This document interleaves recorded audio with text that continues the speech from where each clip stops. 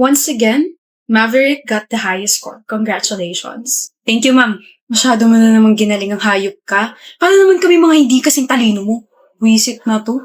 Napaka-easy ng exam. Stock knowledge lang naman yun eh. Ay wow, sorry pre ha.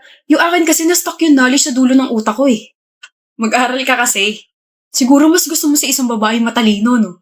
Siyempre, big deal sa akin yung grades ng future girlfriend ko. Ayoko sa bobo. Ang harsh mo naman, makabobo naman to. I'm just speaking facts, pre. If she can keep up with me, then hard pa sa ganun. I want someone who's smart. Yung may sense kausap. Yung nakakausap ko sa kahit na anong topics, mapa-academics man or random in life. May natitipuhan ka ba rito sa classroom? Wala. Bilis nun ah. Ayaw mo kay Frankie? Si Frankie? Di naman siya matalino eh. Di ba recently pinagyabang niya na may line of 7 siya? Kakahiya. Hoy, mabait siya maganda si Frankie, no? Pero hindi pa rin siya matalino. Yun yung pinag-uusapan natin, di ba? Malapit na raw si ma'am, kinakabahan ako. Feeling ko bagsak yung exam ko. Feeling ko bababa yung grade ko for this quarter. Dasalan mo kasi. Yabang, porket siya na naman yung highest. Ako lang to. Good afternoon, students. I finally have your exam papers. As usual, i-announce ko kung sino yung pinakamataas for my subject.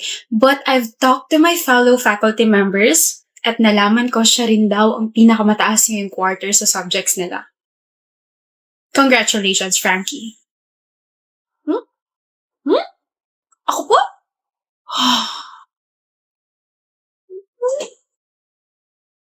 May himala. May pag-asa pa ako, Maverick. Kung kaya ni Frankie, kaya ko rin. May himala. Nasaan na yun? Frankie. Maverick? Can I talk to you? Oo naman, basta ikaw. Anong gusto mong pag-usapan natin? This is your first time, right? First time saan? Nakausapin mo ako? Hindi. First time na maging highest ka sa exams? Oo, grabe, para ako nasa cloud. Hindi narinig ko yung sinabi ni ma'am. Hindi ko alam kung ano magiging reaction ko. Alam mo ba, Maverick, isa ka sa mga naging inspirasyon ko. Tapos, how did you do that? Huh? Paano ka naging highest ngayong quarter? How did you do that? Hindi kita maintindihan. Did you cheat? Ano? Ang weird kasi, last quarter you were bragging about your line of 7. Kung paano ka natawa kasi may 75 ka sa grade mo, tapos ngayon, ikaw nang highest exams natin? I don't understand. The only way for you to achieve that ay nag-cheat ka. So, did you cheat? Hindi. Pwede ka naman maging honest sa akin. Di ba gusto mo ko? I promise, hindi ko sasabihin. Hindi lang talaga ako naniniwala na biglang ganun ka. Or don't tell me, nag-cheat ka para mapansin kita. O eto na, napansin na kita. Ano ba pre? Huwag kang mangalam dito, Vance. Mangingialam ako dahil hindi ako makapaniwala sa mga naririnig ko galing sa'yo. Bakit mo inaakusahan si Frankie na nag-cheat sa exam? Because she's capable of doing that. Ganyan takbo ng utak mo, ha? Nauntog ka ba o hindi mo lang matanggap na may mas mataas sa'yo? Kasi kung ganyan ka dahil sa pangalawa kong sinabi, tain na. Sarap mo sapakin. Di ka ba nawaweirdohan, Vance? Hindi! Nag-aral siya, nagsipag siya, kaya siya yung highest. Ganun ba kababa tingin mo sa aming mga slow learners, Maverick? Ano? Kapag kayo mataas ang score, congratulations. Pero kapag kami may mataas na score, nag-cheat agad? Ganun ba kami kabobo sa paningin mo? You misunderstood my point. Hindi ba pwedeng iba-iba lang talaga yung learning capacity nating lahat?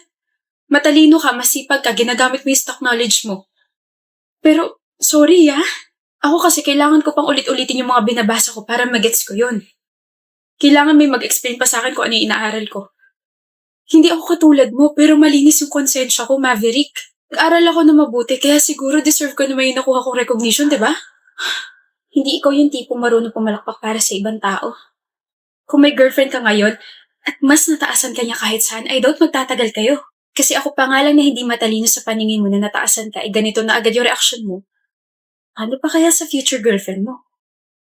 I suggest wag ka na mag-girlfriend. Nakakatakot kang jawain eh. Tsaka nga pala, kaya ko na mag-focus sa pag-aaral ko. Alam ko na rin kung ano yung mga study habits ko. Salamat sa'yo, pero paano ba yan, Maverick? Baka mas lalo kitang mataasan yan. Mas lalo ka mag-frustrate sa akin. Hintay, Frankie! Slay ka ron! Slay!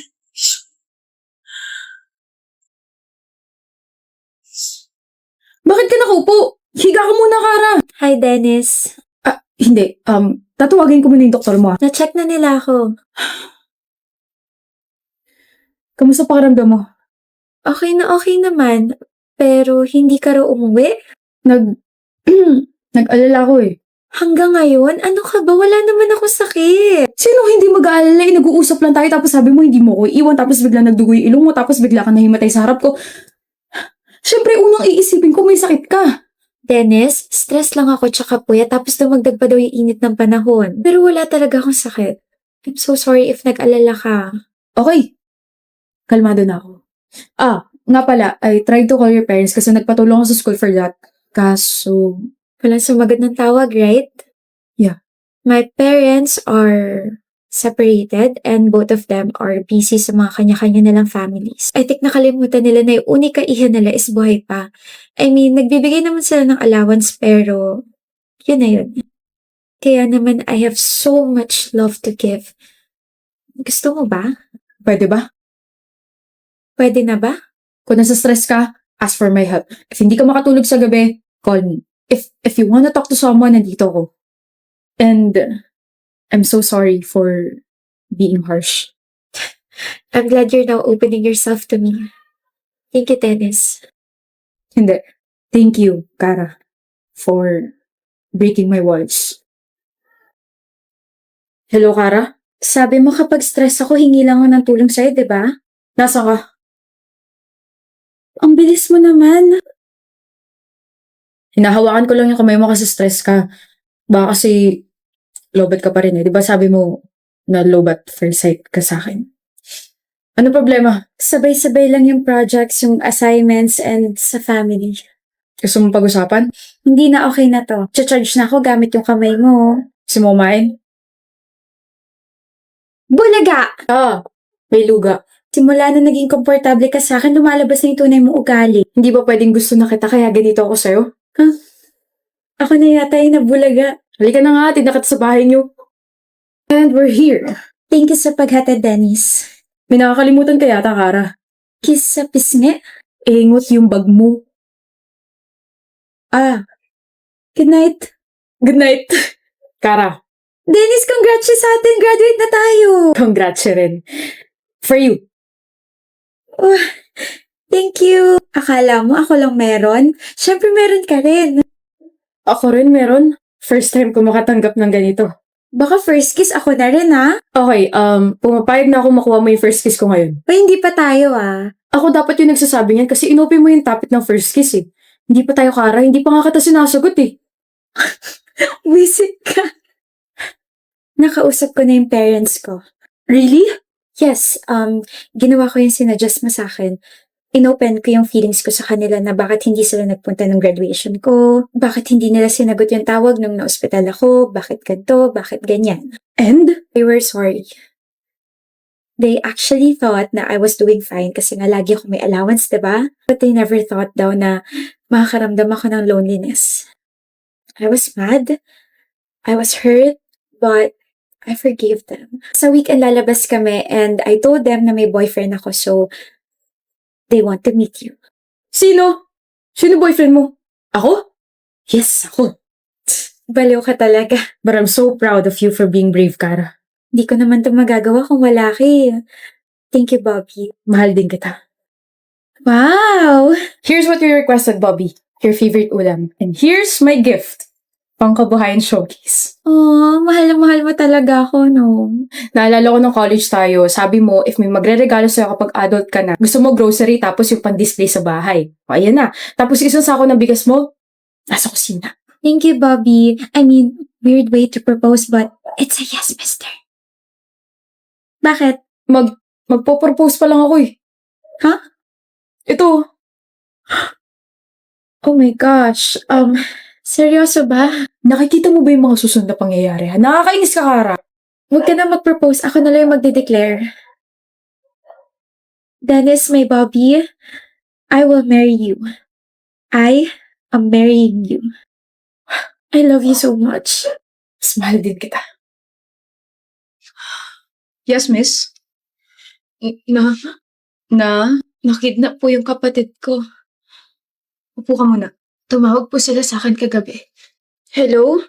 Hawak namin kapatid mo. Ha? 50,000. Isasauli namin siya sa inyo. Siyempre nagpanik po ako. Binigay ko kaagad yung 50,000 na hinihingi nila pero hindi pa rin po nila sinauli yung kapatid ko. Tapos, ano nangyari? Sabi niya isasauli niyo na yung kapatid ko. Di ba nagbigay na ako ng pera? Oh, balikin niyo yung kapatid ko. Nasaan na yung kapatid ko? Anong ginawa niyo sa kapatid ko? Ang ingay! Eh di pinakain muna namin siya ng mga ipis. Nasa yung litrato? Nandito po sa phone ko. Ayan po. Miss, wala naman. Basta nag-send sila ng picture na may 2 ipis sa bibig ng kapatid ko tapos umiiyak po siya. Please, tulungan niyo na po ako. Tulungan niyo na po yung kapatid ko. Tutulungan ka namin. Tapos sinulat ko po yung pinagsendan ko ng pera. Ito po yung bangko nila. Dito po ako nag-send. Action na agad namin. Tumawag ba sila ulit? Opo, tumawag po ulit sila. Ano sabi? Dagdagan mo yung 50,000. Gusto namin, 500,000. Saan po ako kukuha noon? Tanga, edi sa mga magulang mo. Nasa probinsya po kasi sila. Please, isauli niyo na po yung kapatid ko. Gusto mo bang patayin namin to, ha? Wag po! Wag po! Leah! My sister screamed. Okay? Sumigaw siya. Tapos parang yung sigaw niya, sobra siya nasasaktan, ganon. Tapos nag-send ulit sila ng photo. May sugat sa binti si Leah. Hiniwa nila yung binti ni Leah. The photo? Ito po. Nasaan na? Andito lang po yun. Sinave ko yun. Wait lang po. Miss, Wait. Hindi pa po ako tapos. alam mo ba nagtangka tumakas yung kapatid mo? Po? Napakabilis niyang tumakbo, napagod kami, pero tatanga-tanga nga lang. Anong ginawa niyo sa kapatid ko? Eh di binali namin yung isang paa niya. Sinigurado namin na hindi na siya makakalakad ng maayos kahit kailan.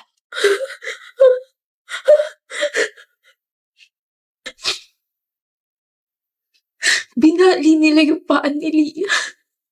Batang-bata ko yung kapatid ko, binali nila yung paa niya. Feeling ko mababaliw na ako. Please, iligtas niyo po kapatid ko. Iligtas niyo po siya. Aliyah! Ha? Okay ka lang ba? Kanina ka pa namin hinahanap. Sumama ka na kay tita, sige na, susunod ako sa kotse. Ayoko pa umuwi. Kasi yung kapatid ko, hindi pa siya nakahanap. Nakidnap kasi yung kapatid ko. Okay? Kailangan natin siyang iligtas. Ligtas na siya, okay? Nasa bahay na siya. Talaga? Pero baka may ipis. Baka may ipis sa bahay. Ayoko umuwi. Malinis na yung bahay, Aliyah. Sige na, sumama ka na kay tita. Okay. Okay. Pagpasensyahan niyo na po, sir, ah. Sino po? Ako po si Lynn, pinsan po ka ni Aliyah, tapos yung kanina tita po namin. Tama ba yung narinig ko? Ligtas na yung kapatid niya? Actually, wala naman po kasi talaga nakidnap.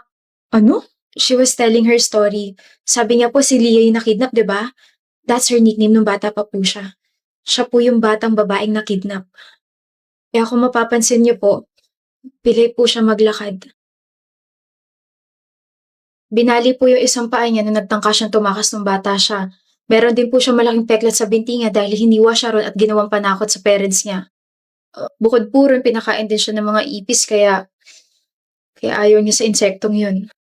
Nalocate naman yung mga kidnappers tapos nabalik yung perang binigay ng family namin pero yung trauma binigay nila kay Aliyah. Sobrang lala na hanggang ngayon dala-dala pa rin po niya.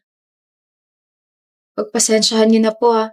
Sinubukan naman namin siyang ipagamot pero bumabalik pa rin siya sa dati. Kapag nangyari po ulit to, hayaan niyo lang po siya magkwento tapos tawagan niyo po agad kami ha. Sige. Sige po, mauuna na po ako. Pasensya na ulit.